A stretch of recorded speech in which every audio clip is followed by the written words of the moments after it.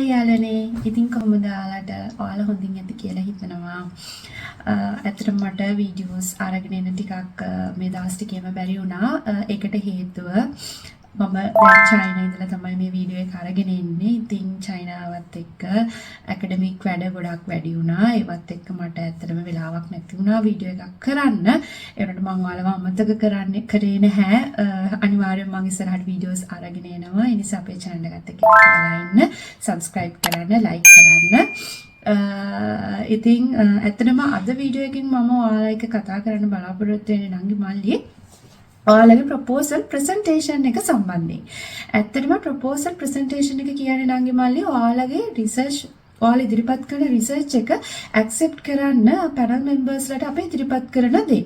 එතකොට අපි ඒකෙන් තමයි නංගි මල්ලි අපේ ප්‍රොපෝසල් එක සම්බන්ධයෙන් සමරි එකක් අපේ පැනල් එකට අපි ඉදිරිපත් කරලා එයාලව ඉම්ප්‍රෙස් කරලා අපේ රිසර්ච් එක ඉස්සරහට කන්ඩක්ට් කරගන්න ඇක්සෙප්ට් කරගන්නේ. ඉතින් නංගි මල්ලි අපි ප්‍රොපෝසල් එකක් කොච්චර හොඳට ලිව්වත් වැඩක් නැහැ. අපිට ඒක හරි විදිහට පැනල් එක ඉස්සරහා ඉදිරිපත් කරගන්න බැරි වුණොත් අපේ ප්‍රොපෝසල් එක රිජෙක්ට් වෙනවා. ඉතින් ඒ සම්බන්ධයෙන් වැදගත් වෙන කරුණු කීපයක් තමයි අද වීඩියෝ එකෙන් මම කතා කරන්නේ. ඉතින් වැඩි කතා කරන්නේ නැතුව අපි අද අපේ පාඩමට යමු. හරි නංගි. අපි මුලින්ම බලමු කොහොමද ප්‍රොපෝසල් ප්‍රසන්ටේෂන් එකක් හදන්නේ කියලා. එතකොට වීඩියෝ එකේ එකත් එක දිගටම එකතු වෙලා ඉන්න. වීඩියෝ එකේ අන්තිමට මම ඔයාලට කියලා දෙනවා කොහොමද අපි ප්‍රසන්ටේෂන් එක ඉදිරිපත් කරන්න කියන එක සම්බන්ධයෙන්. හරි. එතකොට නංගි මල්ලි මුලින්ම අපි ප්‍රොපෝසල් ප්‍රසන්ටේෂන් එකක් හදන්න ගන්නකොට අපි යූස් කරන ටෙම්ප්ලේට් එක ගැන කතා කරොත් ඇත්තටම නංගි මල්ලි ඔයාලා කවදාවත් ගොඩාක් ඩිසයින්ස් තියෙන ටෙම්ප්ලේට් එකක් යූස් කරන්න එපා. අනිවාර්යයෙන්ම ඔයාලා යූස් කරනකොට background colors ගැන හොඳටම සැලකිලිමත් වෙන්න. මම නම් ගොඩක් recommend කරනවා ඔයාලා white background එකේ black color font එකක් යූස් කරනවා නම් හොඳයි කියලා. මොකද ඔයාලා දැන් ගොඩක් වෙලාවට ගොඩාක් bright background එකක් use කරලා ඒකට අපි දැම්මම font එකක් ගොඩක් වෙලාවට සමහර වෙලාවට අපි projector එක දාලා පෙන්නනකොට ඒක හරියට පැහැදිලිව අපි කියලා තියෙන කරුණු ටික පේන්නේ නැති වෙන්න පුළුවන්. එතකොට ඒකේ අවාසිය ඔයාලටම තමයි වෙන්නේ. ඒක නිසා ගොඩාක් design තියෙන template එකක් ගන්න නැතුව සාමාන්‍ය template එකක් ගන්න. එතකොට මේ template එකේ ඔයාලා use කරන colors ගැන අනිවාර්යයෙන්ම සැලකිලිමත් වෙන්න. ඒවා දාපුවාම ප්‍රොජෙක්ටර් එකකින් දාපුවාම හරි විදිහට පැනල් එකට පේනවද ඔඩියන්ස් එකට පේනවද පැහැදිලිව අකුරු පේනවද කියන එක සම්බන්ධයෙන්. එතකොට ඔයාලා ගොඩක් ලාට බලන්න කලර් වීල් එකේ තියෙන කලර්ස් එක මැච් කරලා නියුට්‍රල් කලර්ස් යූස් කරලා ඔයාලගේ ප්‍රසන්ටේෂන් එක ගන්න ඔයාලගේ කන්ටෙන්ට් එක හොඳට පැහැදිලිව පේන විදිහට. නැත්තම් නංගි මල්ලි ඔයාලටම තමයි ඒකේ අවාසිය වෙන්නේ ඔයාලා මේ කියන දේ හරියට ප්‍රසන්ටේෂන් එකේ පැහැදිලිව තිබුණේ නැත්තම්. ඊළඟට තමයි ඔයාලා යූස් කරන ඕනේ ෆොන්ට් එක. ෆොන්ට් එක ගොඩක් වෙලාවට නංගි මල්ලි Times New Roman වගේ යූස් කරන්න එපා. අපි written proposal එක ලියන්න Times New Roman වගේ යූස් කරාට සාමාන්‍යයෙන් අපි proposal presentation එකක් proposal presentation එකක් නෙවෙයි. ඕනම presentation එකක් හදනකොට අපි යූස් කරන්න ඕනේ Calibri කියන ෆොන්ට් එක මම හිතන ගොඩක් වෙලාවට appropriate වෙන්නේ.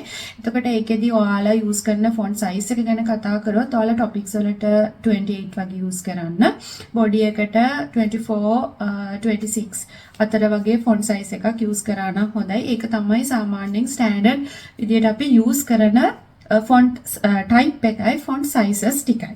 එතකොට ඔයාලා Calibri කියන font එක තමයි standard විදිහට presentation එකක් හදනකොට use කරන්න ඕන.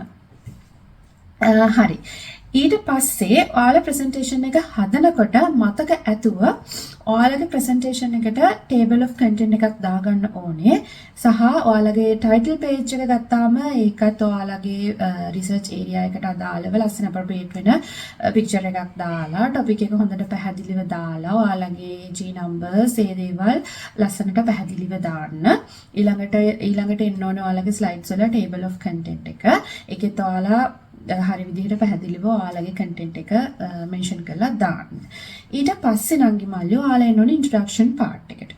introduction part එක ගත්තම නංගි මල්ලි මේකෙදි ගොඩක් ඔයාලා විස්තර ගොඩාක් slides දාන්න එපා. අනිවාර්යයෙන්ම ඔයාලා මේ හැම slide එකකම ඔයාලගේ proposal එකේ තියෙන highlighting points තමයි දාන්න ඕනේ. ගොඩාක් කරුණු පුරවලා presentation එක කවදාවත් හදන්න එපා. ඔයාලට කියන්න ඕන දේ point form එකෙන් mention කරලා ඔයාලා කටින් කියන්න. සහ මතක ඇතුව ඔයාලගේ ප්‍රසන්ටේෂන් එක හදද්දී ඔයාලා හරියට ටයිම් එක මැනේජ් කරගන්න 10 minutes වලට නම් ප්‍රසන්ටේෂන් එක කරන්න තියෙන්නේ ඔයාලගේ කන්ටෙන්ට් එක ඔයාලා හරි විදිහට බෙදා ගන්න. ඇත්තටම නංගි මල්ලි ඒ ගැන කතා කරොත් ඉන්ට්‍රොඩක්ෂන් පාර්ට් එකට එහෙම ලොකු කාලයක් වැය කරන්න එපා. ගොඩක් කාලය අපි වැය කරලා කතා කරන්න ඕන ඔයාලගේ රිසර්ච් මෙතඩොලොජි එක. රිසර්ච් වල සබ් ක්වෙස්චන්ස්, ඔබ්ජෙක්ටිව්ස් ඊට පස්සේ ඔයාලා රිසර්ච් එක කරන්නේ කොහොමද? ඒ දේවල් තමයි නංගි මල්ලි ගොඩක් කන්ටෙන්ට් එකට මෙන්ෂන් වෙන්න ඕනේ. සහ වැඩි කාලයක් වැය කරන්න ඕනේ. මේ ඉන්ට්‍රොඩක්ෂන් පාර්ට් එකේදී ඔයාලා ජස්ට් ඔයාලගේ රිසර්ච් ඒරියා එක මේකයි කියන එක තමයි ඔයාලගේ රිසර්ච් එකේ බෑග්ග්‍රවුන්ඩ් එක සම්බන්ධයෙන් තමයි පැහැදිලි කරන්නේ. ඒවට ගොඩාක් ලොකු කාලයක් ගත කරන්න එපා සහ ස්ලයිඩ්ස් ගොඩක් යවා ගන්න එපා. ස්ලයිඩ්ස් එකකින් හෝ දෙකකින් ඔයාලගේ බෑග්ග්‍රවුන්ඩ් එක කියලා ඉවර කරන්න. ඒකෙදි ඔයාලා සයිටේෂන්ස් දානකොට අපි ලියන භාෂාවෙන් සයිටේෂන්ස් දාන්න ඕනේ නැහැ. ඒ කියන්නේ according to සමරවර්ධන it al කියලා ය එකත් එක්ක දාලා වාක්‍ය පිටින් දාන්න එපා ඡේද වගේ. ඔයාලා ජස්ට් ඔයාලගේ පොයින්ට් එක දාලා ඒකට අදාළ සයිටේෂන් එකක් තියෙනවා නම් අන්තිමට වරහන් ඇතුලේ සයිටේෂන් එක දාන්න. ලොකුවට අර වරහන් ඡේද වගේ ලොකුවට අර ලියන අපි ලිටරචර් රිවිව් වගේ ලියන භාෂාවෙන් ඔයාලා කවදාවත් ප්‍රසන්ටේෂන් පුරවලා හදන්න එපා නංගි මල්ලි. ඒක ඔයාලා මතක ඇතුව කරන්න ඕන ප්‍රධාන ටිප් එකක්. ප්‍රොපෝස් මේ ඔයාලගේ ප්‍රසන්ටේෂන් එක ඇත්තටම ඇට්‍රැක්ටිව් වෙන්න ඕනේ සහ ඒක පොයින්ට් වයිස් දෙන්න. මොකද ප්‍රසන්ටේෂන් එකක් කියන්නේ නංගි මල්ලි හරිම ඔඩියන්ස් එකට බලාගෙන අහන්න පුළුවන් දෙයක්. එතකොට ඔයාලා වැඩිපුර කතා කරන්න තමයි ඕනේ. කියන්නේ ඔයාලා කියන දේ ඔඩියන්ස් එකට පැහැදිලිව පොයින්ට් එකට කියන්න. ඒක මේජර් ටිප් එකක් ඔයාලා ෆලෝ අප් කරන්න ඕන. ඊළඟට නංගි මල්ලි ඔයාලා ඉන්ට්‍රොඩක්ෂන් පාර්ට් එක දානවා. ඊළඟට ඔයාලා දාන්න ඕනේ ඔයාලගේ රිසර්ච් එකේ මොනවාද ඔයාලගේ ප්‍රොබ්ලම් එක මොකක්ද? ඒ කියන්නේ ප්‍රොබ්ලම් ජස්ටිෆිකේෂන් එක තමයි ඉන්ට්‍රොඩක්ෂන් පාර්ට් එකට පස්සේ ඊළඟට එන්න ඕනේ පාර්ට් එක. ඒ කියන්නේ ඔයාලගේ ගැප් එකක් අයිඩෙන්ටිෆයි කරගත්තා නම් ඒ ගැප් එක ඔයාලා මේ රිසර්ච් එක කරන්නේ ඇයි? මොකක්ද ඒකේ ඔයාලා අයිඩෙන්ටිෆයි කරගත්තු නොලෙජ් ගැප් එක මොකක්ද? එතකොට ඒකින් ඔයාලගේ රිසර්ච් එක සම්බන්ධයෙන් ඔයාලා ඒකෙන් ඔයාලා දෙන්න යන සොලියුෂන් එක මොකක්ද? එතකොට ඒක සම්බන්ධයෙන් ඔයාලා ප්‍රොපර් ජස්ටිෆිකේෂන් එකක් එක්ක ඔයාලගේ ප්‍රොබ්ලම් ජස්ටිෆිකේෂන් එක ලියන්න ඕනේ. ඒකටත් ඔයාලට පුළුවන් නංගි මල්ලි සයිටේෂන්ස් යූස් කරන්න, ඊට පස්සේ ස්ටැටිස්ටික්ස් යූස් කරන්න පුළුවන්. ඒ දේවල් හරහා ඔයාලා හරියම ලොජිකලි තමයි නංගි මල්ලි මේක ඉදිරිපත් කරන්න ඕනේ. මේක ඉදිරිපත් කරනකොට ඔයාලා මතක ඇතුව කරන්න ඕන දෙයක් තමයි ඒක ඔයාලා ලොජිකලි ඉදිරිපත් කරන්න. ඒ කියන්නේ ඔයාගේ රිසර්ච් එකෙන් මෙන්න මේ සොලියුෂන් එක හම්බ වෙනවා. සහ මේක ගොඩක් වටිනවා. මේ පාර්ට් එක නංගි මල්ලි අනිවාර්යයෙන්ම වැදගත් වෙන පාර්ට් එකක් ඔයාලගේ ස්ටඩි එක කරගෙන යනකොට. ඒ කියන්නේ ප්‍රසන්ටේෂන් එකේ පුරාවටම ඔයාලගේ ඔබ්ජෙක්ටිව්ස්, රිසර්ච් ක්වෙස්චන්ස් හැමදේම හැදලා තියෙන ඔයාලගේ මේ අයිඩෙන්ටිෆයි කරගත්ත ප්‍රොබ්ලම් එකක් මත. ඒකට ඔයාලා මේක ඔඩියන්ස් එකට හොඳට කාවත්තන්න ඕනේ. ඔයාලගේ රිසර්ච් එක මේ තරමටම වැදගත් කියන එක සම්බන්ධයෙන්. ඒත් එක්කම තමයි නංගි මල්ලි ඔයාලගේ රිසර්ච් සිග්නිෆිකන්ස් එක දාන්න ඕනේ. එතකොට මම ඔයාලට කියනවා රිසර්ච් සිග්නිෆිකන්ස් එක දානකොට ඔයාලා එක පාර්ට්ස් වලට බෙදා ගන්න. ඒ කියන්නේ දැන් ඔයාලා හිතන්න උදාහරණයක් විදිහට ඔයාලා මැනුෆැක්චරින් ෆීල්ඩ් එකට කරනවා නම් රිසර්ච් එක. එතකොට මුලින්ම දාන්න මැනුෆැක්චරින් ෆීල්ඩ් එකට මේක වැදගත් වෙන්නේ කොහොමද? ඊට පස්සේ දාන්න මේක පොලිසි මේකර්ස්ලට, ඩිසිෂන් මේකර්ස්ලට කොයි විදිහටද මේක වැදගත් වෙන්නේ? මේ ඔයාලා අයිඩෙන්ටිෆයි කරගත්තු ප්‍රොබ්ලම් එක මේ රිසර්ච් එක හරහා දෙන recommendations වලින් එයාලා කොහොමද new policies හදලා මේ sector එක develop කරන්න පුළුවන් දේවල් කොයි විදිහටද වෙන්නේ කියලා. අවසාන වශයෙන් දාන්න future academics ලට කොහොමද මේක වැදගත් වෙන්නේ ඉස්සරහට future researchers research කරගෙන යන්න සහ අලුත් කියන්නේ මේකෙන් cover කරපු නැති area එකක් cover කරගන්න කොයි තරම් දුරට academics ලට මේක වැදගත් වෙනවද සහ ඔයාගෙන් මේ දුන්නු knowledge එක කොයි තරම් දුරට ඇකඩමික්ස් වලට වැදගත් වෙනවද ඉස්සරහා රිසර්ච් වලට යූස් කරන්න කියන එක සම්බන්ධයෙන් ඔයාලා highlight කරලා කියන්න ඕනේ. එතකොට නංගි මල්ලි problem justification එකයි significance of the research කියන එකයි අනිවාර්යයෙන්ම major part එකක් ඔයාලගේ research proposal presentation එකේ. එතකොට ඒක ඔයාලා පැහැදිලිව ලස්සනට નિયમિત කාලය අරගෙන හොඳට ලස්සනට justifications එක පැහැදිලි කරන්න. හරි ඊළඟට ඔයාලා ඉදිරිපත් කරන්න ඕන ඔයාලගේ රිසර්ච් ක්වෙස්චන් එක. ඒ කියන්නේ ජෙනරල් ක්වෙස්චන් එක, සබ් ක්වෙස්චන් එක. ඔයාලා යූස් කරපු ඒ කියන්නේ ඉස්සරහට කරන්න ඉන්න බලාපොරොත්තු වෙන ස්ටඩි එකේ ඔයාලගේ ජෙනරල් ක්වෙස්චන් එක මොකක්ද, සබ් ක්වෙස්චන්ස් මොනවද කියන එක සම්බන්ධයෙන්. හරි දැන් ඊළඟට ඔයාලා දාන්න ඕනේ research objectives. Research questions, sub questions දාලා ඉවර වෙලා research objectives දාන්න. ඒකේ general objectives, specific objectives කියලා වෙන් කරලා ඔයාලා ටික ලස්සනට දාන්න. ඊට පස්සේ ඔයාලා දාන්න ඕනේ ඔයාලගේ conceptual framework එක.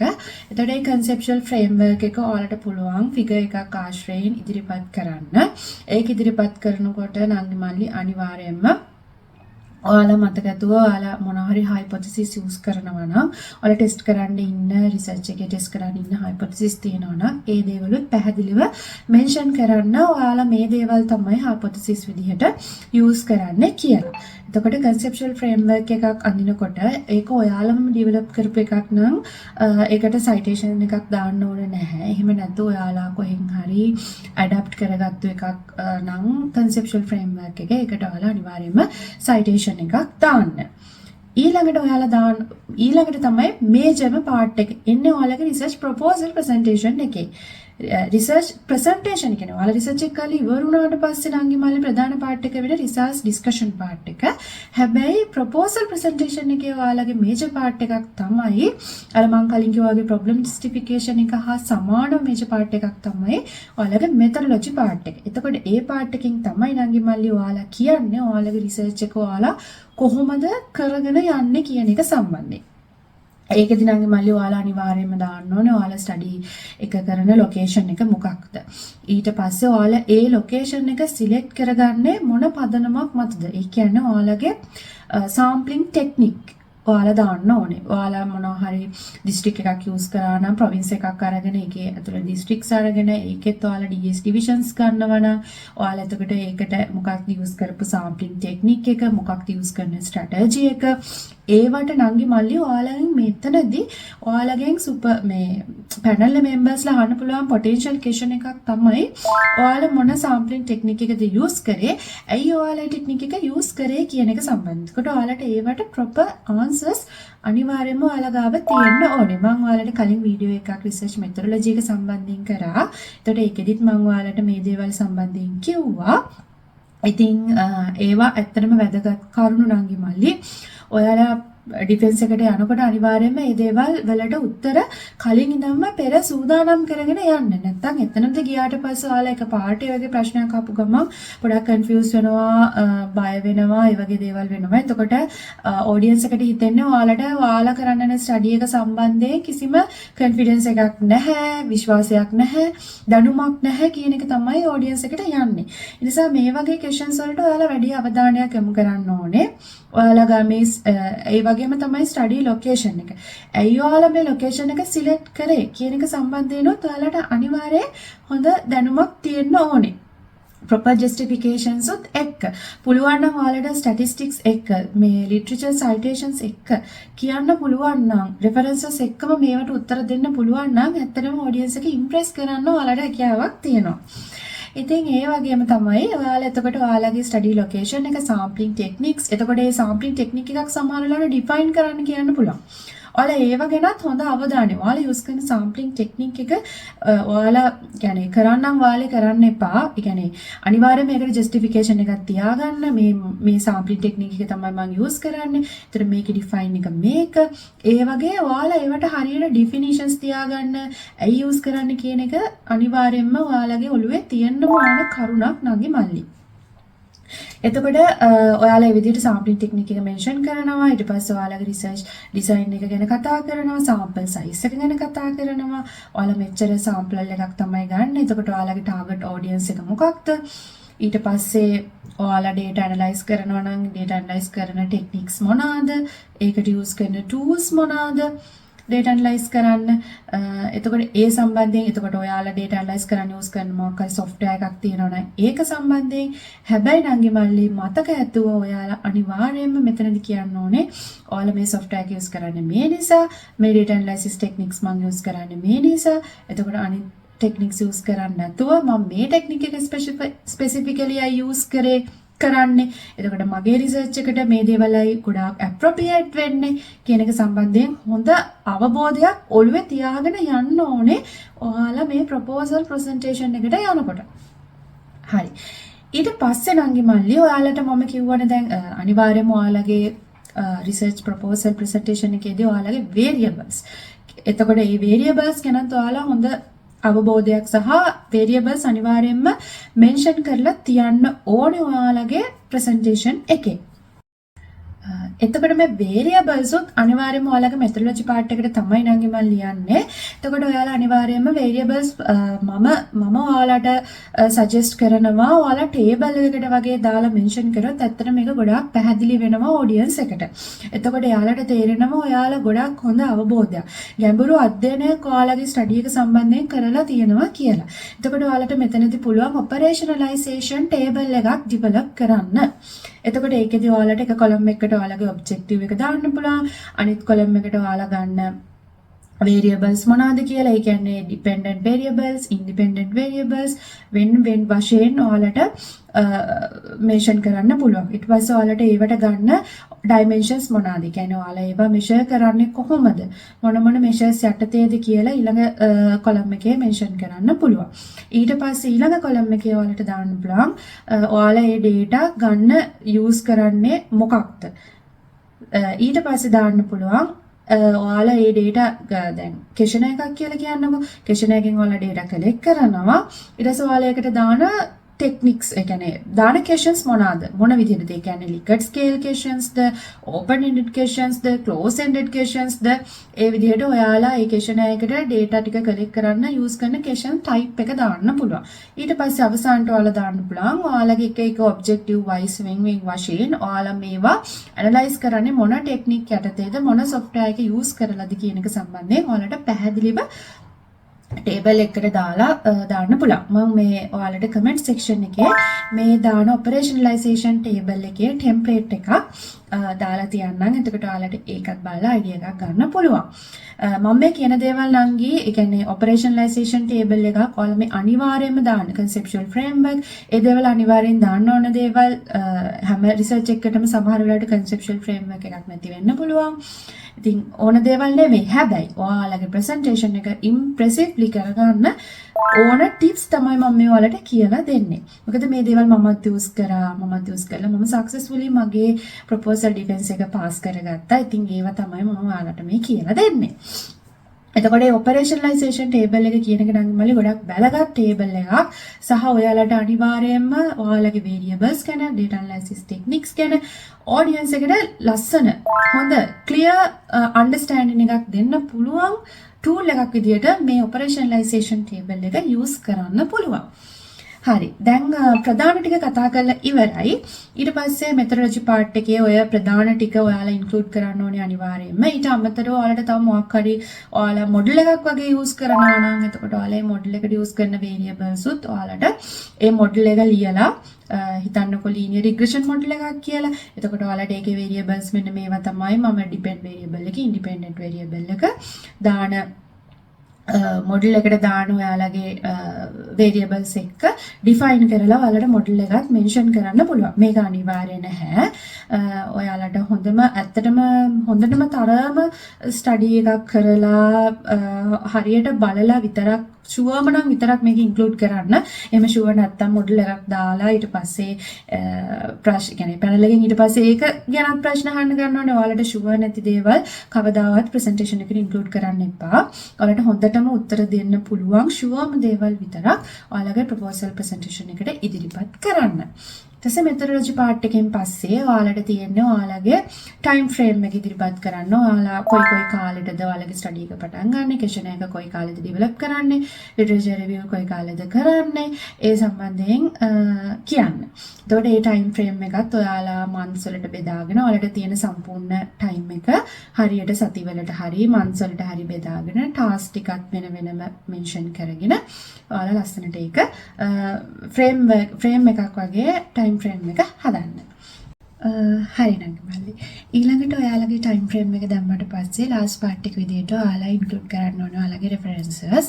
එතකොට ඔයාලා ඉස්සරහා ස්ලයිඩ්ස් වල සයිට් කරපු references, key references සාමාන්‍ය එක ස්ලයිඩ් එකකට වගේ එන විදිහට එකම ෆෝමැට් එකකින් දාන්න අමතක කරන්න එපා. ස්ටෑන්ඩඩ් ෆෝමැට්ස් විදිහට අපිට Harvard, APA වගේ ස්ටයිල්ස් කියන්න පුළුවන්. එහෙම නැත්නම් ඔයාලට යුනිවර්සිටි එකෙන් මොකක් හරි ෆෝමැට් එකක් දීලා තියෙනවා නම් ඒ යූස් කරන ෆෝමැට් එක අනුව එකම විදිහට මේ ඔයාලගේ references ටික දාන්න. එක එක විදිහට දාන්න එපා. ඒ කියන්නේ එක ස්ටයිල්ස් වලින් දාන්න එපා references. same style එකකින් references 5ක් 6ක් වගේ එක ස්ලයිඩ් එකකට එන විදිහට ඔයාලා ඉස්සරහා සයිට් කරපු ඒ වගේ ලිස්ට් එක දාන්න. ඉතින් ඔය ටික තමයි ප්‍රධාන වශයෙන්ම ඔයාලා ප්‍රොපෝසල් ප්‍රසන්ටේෂන් එකක් හදද්දී කරන්න ඕන දේවල්. දැන් අපි කතා කරමු කොහොමද ඔයාලා ප්‍රසන්ටේෂන් එක කරන්න කියන එක සම්බන්ධයෙන්. හරි නංගි මල්ලි. ඇත්තටම මෙතනදී ඩ්‍රෙස් එකේ ඉඳන්ම ඔයාලට ගොඩක් වැදගත්. එතකොට ගෑනු ළමයෙක් නම් ගොඩක් වෙලාවට මම හිතනවා සාරි එකක් එහෙම නැත්නම් ඔෆිස් වෙයර් එක ගොඩක් යුනිවර්සිටිස් වල සාරි එකට ගොඩක් මම හිතනවා ඕකේ වෙනවා කියලා. එතකොට ඔයාලා ගොඩක් තද කලර්ස් අඳින්නේ නැතුව නියුට්‍රල් charm කලර්ස් අඳින්න. ඔෆිස් වෙයර්ස් අඳිනවා නම් white හරි එහෙම නැත්නම් ඊට වඩා charm කලර් එකක් වගේ හරියට අඳින්න. කොන්නේ ලස්සනට පීරලා ලස්සනට තමන්ගේ ලුක් එක ඩීසන්ට් විදිහට හදාගන්න. එතකොට පිරිමි ළමයෙක් වුණොත් අනිවාර්යයෙන්ම long sleeves අඳින්න, short sleeves අඳින්න එපා.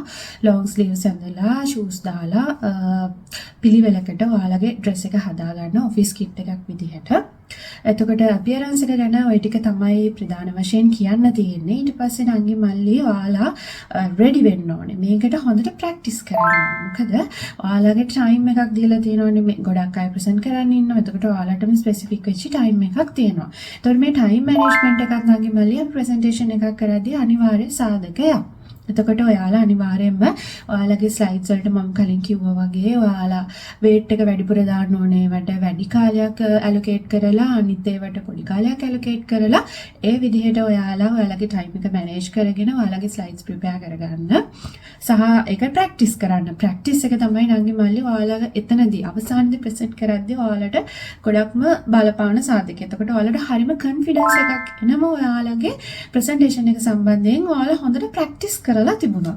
ඒ නිසා practice make perfect person කියලානේ. ඉතින් ඒ නිසා ඔයාලා හොඳට practice කරලා යන්න ඔයාලගේ presentation එක. එතකොට ඔයාලට අවසානයේදී confidently ඔයාලගේ panel එක impress කරන විදිහේ presentation එකක් ඔයාලට කරන්න පුළුවන්. එතකොට අනිත් කාරණාව තමයි නංගි මල්ලි ගොඩක් දෙනෙක් presentations කරනකොට එක්කෝ කොලයක් බලාගෙන කියනවා අපි කොලයක් අරන් ගියාට කමක් නැහැ. හැබැයි ඒක දිහා බලාගෙනම present කරන්න එපා. ඒක හොඳ presentation skill එකක් නෙවෙයි. අනිවාර්යයෙන්ම ඔයාලා audience එකත් එක්ක හොඳට eye contact එක තියාගෙන presentation එක කරන්න. ඒක අනිවාර්යයෙන්ම වෙන්න ඕන දෙයක් සහ හොඳ communication skills, presenting skills තියෙන කෙනෙක්ගේ develop වෙන්න ඕන අනිවාර්ය දෙයක් තමයි eye contact එක තියාගෙන ඔඩියන්ස් එකත් එක්ක කතා කරලා ලස්සනට ඔයාලගේ හඬ පාලනය සවුන්ඩ් එක ලස්සනට ෆ්ලෝ එක හදාගෙන ලස්සනට ප්‍රසන්ට් කරන්න. මේ දේවල් වලට ඔයාලට ඇඩිෂනල් මාක්ස් හම්බ වෙනවා ඔයාලගේ ප්‍රසන්ටේෂන් එක කරද්දී. ඊට අමතරව තව දෙයක් තමයි නංගි මල්ලි ඔයාලා සමහර වෙලාවට ප්‍රසන්ටේෂන්ස් කරනකොට අර මයික් එකක් දීලා තියෙන ඩෙස්ක් එක තියෙනවානේ පෝඩියම් එක. ඒ පෝඩියම් එකට අත තියාගෙන එහෙම ප්‍රසන්ට් කරන්න එපා.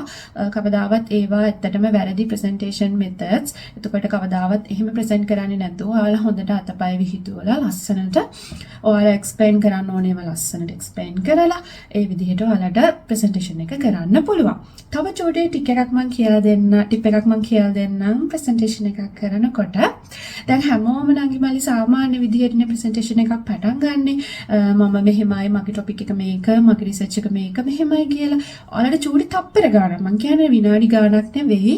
ඔයාලට දීලා තියෙන ටයිම් එකත් එක්ක ඔයාලගේ ප්‍රසන්ටේෂන් එකේ දිග අනුව ඔයාලට ඩිසයිඩ් කරන්න තප්පර ගානකට චූටි අර පොඩි වර්ස් එකක් එක්ක. එහෙම නැත්නම් ඔයාලගේ රිසර්ච් එකට අදාළ බෑග්ග්‍රවුන්ඩ් එකට අදාළ වෙන මොකක් හරි සේයින් එකක් එක්ක. ඔයාලට ලස්සන විදිහට ඔයාලගේ ප්‍රසන්ටේෂන් එක පටන් ගන්න කරන්න පුළුවන්. එතකොට මේක හැමෝම කරන දෙයක් නෙවෙයි. ඒක කියන්නේ ඒක වෙනස් දෙයක් නේ. ඒතකොට ඔයාලටම ආවේනික වෙච්ච යුනික් ටෙක්නික් එකක්. එතකොට එතන ඉඳන්ම ඔයාලට ඔඩියන්ස් එකේ ඇට්‍රැක්ෂන් එක ගන්න පුළුවන් ඔයාලගේ ප්‍රසන්ටේෂන් එක වෙතට මේ වගේ පොඩි ටිප්ස් කරාම ඉතින් මේ දේවල් මමත් යූස් කරපු දේවල් සහ සක්සස්ෆුලි වෙච්ච දේවල්. ඉතින් ඒ නිසා තමයි මම ඔයාලටත් මේ දේවල් මගේ අත්දැකීම් වලත් එක්ක ෂෙයා කරගත්ත ප්‍රසන්ටේෂන් එකක් කරනකොට. ඉතින් අංගි මල්ලි මේ දේවල් තමයි මට ඔයාලට කියන්න තියෙන ප්‍රසන්ටේෂන් එකක් හදනකොට ඒකේ අපි ප්‍රසන්ට් කරනකොට කොහොමද රිසර්ච් ප්‍රොපෝසල් ප්‍රසන්ටේෂන් එක මොකද නංගි මල්ලි අනිත් ප්‍රසන්ටේෂන් කරනවා වගේ නෙවෙයි අපි ප්‍රොපෝසල් රිසර්ච් එකක් සම්බන්ධ ප්‍රසන්ටේෂන් එකක් කරද්දී අපිට හැම වෙලාවෙම හොඳ ලොජික් එකක් හොඳ ජස්ටිෆිකේෂන් එකක් අපි යූස් කරන හැම වචනයකටම අදාළ නිර්වචනයක් අපි ළඟ තියෙන්න ඕනේ. හොඳ ජස්ටිෆිකේෂන් එකක් අපි ළඟ නොතිබ්බොත් කොතනකින් හරි අපෙන් ඔඩියන්ස් එකෙන් මොකක්ම හරි ප්‍රශ්නයක් අහුවොත් අපි හිර වුණොත් ඒක අපිට නෙගටිව් මාර්ක් එකක් විදියට තමයි වැටෙන්නේ ප්‍රසන්ටේෂන් එක කරද්දී. අපිට يعني හැම දෙයකටම පර්ෆෙක්ට් උත්තර නැති වෙයි. හැබැයි අපි හොඳට ප්‍රිපෙයාර් වෙලා ගියොත් අපිට අහන ගොඩක් ප්‍රශ්න වලට සාර්ථක විදියට උත්තර දෙන්න පුළුවන්. ඉතින් ඔය ටික තමයි මට ඔයාලත් එක්ක අද ෂෙයා කරගන්න අවශ්‍ය වුණේ. ගොඩක් නංගිලා මල්ලිලා ඉල්ලලා තිබ්බා මේ ගැන වීඩියෝ එකක් කරන්න කියලා. ඉතින් ඒ නිසා මම ඒ සම්බන්ධයෙන් වීඩියෝ එකක් කරා.